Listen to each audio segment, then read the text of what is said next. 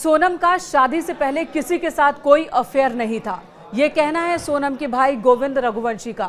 गोविंद रघुवंशी जो इस पूरे वारदात के बाद पहली बार राजा के मां से मिलने पहुंचे और वहां पर गले मिलकर रोते दिखे गोविंद रघुवंशी।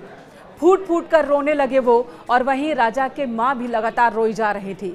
इस मुलाकात के बाद सोनम रघुवंशी के भाई ने मीडिया के सामने अपनी बात रखी। उन्होंने कहा कि कल ही मैं मेघालय से इंदौर आया हूं, आज राजा की मां से, परिवार से मुलाकात करने आया हूं। साथ ही उन्होंने ये भी बताया कि अब उनकी बहन के चर्चे जिस तरह से हो रहे हैं कि उनका लव अफेयर था जिसकी वजह से राजा की उन्होंने हत्या करवाई है, ये बातें पूरी तरह से गलत है, निराधार है। यानी कि सोनम के भाई एक बार फिर कह रहे हैं कि इस हत्याकांड में उनकी बहन का कोई हाथ नहीं है। पुलिस जो थ्योरी रख रही है वो गलत है।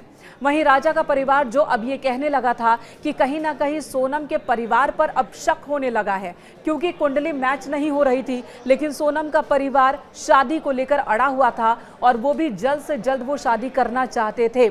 सोनम का परिवार कहीं तंत्र मंत्र के चक्कर में तो इस शादी के लिए राजी नहीं हुआ था, ये आशंका राजा की फैमिली की ओर से जाहिर की जा रही थी। और इसी बीच सोनम के भाई पहुंच गए राजा के परिवार से मुलाकात करने के लिए। राजा इस दुनिया में नहीं है, परिवार इस वक्त गम में है, लेकिन बड़ा सवाल यही है कि राजा की हत्या कैसे हुई, किसने करवाई। क्या कुछ बात हुई थी सोनम से जब पहली बात हुई थी? मेरी बात ही हुई, 2 मिनट की बात हुई थी। उसमें उसने कोई भी चीज़ें हाँ नहीं करी है, मगर मैं चीज़ें बयां करता हूं कि पूरी 100% गलती उसी की होगी और उसको बिल्कुल सजा हम दिलवाएंगे। मैं खुद दिलवाऊंगा, मैं चीजें बयां करूंगा। क्या सोनम ने अपने गुनाहों को कबूला था? मेरे सामने तो नहीं कबूला है, मुझे कबूला नहीं गया है, क्योंकि मैं सिर्फ 2 मिनट के लिए मिला था। रात को 11 बजे मिला, वो भी मेघालय पुलिस सरकार के हाथ में जारी थी लड़की, उस समय मिला, तो मेरी उनसे ज्यादा बात नहीं हो पाई। राज की भूमिका के लिए क्या कहेंगे? राज हमारे यहाँ पे सिर्फ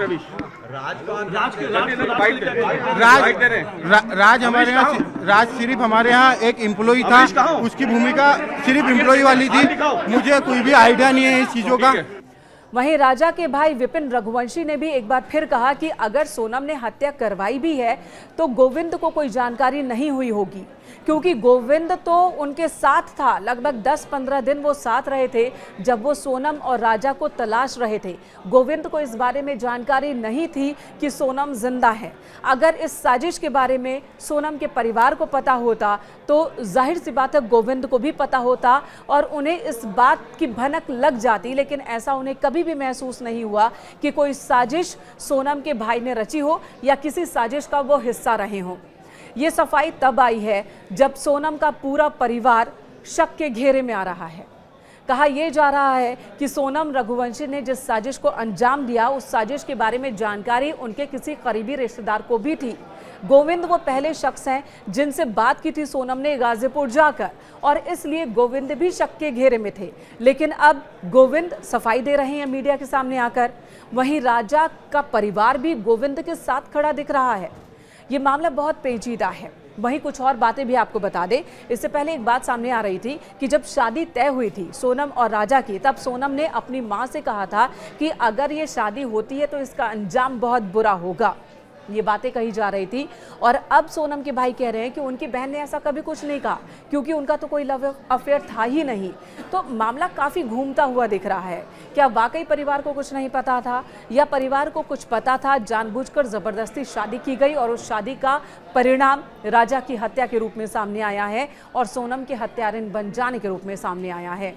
कुछ लोग ये भी कह रहे हैं कि माँ को पता था, भाई और पिता को पता नहीं था कि सोनम किसी से प्यार करती हैं और उससे शादी करना चाहती हैं। हालांकि इसी बीच एक और थ्योरी सामने आई अंधविश्वास को लेकर, तंत्र मंत्र को लेकर, टोटके को लेकर।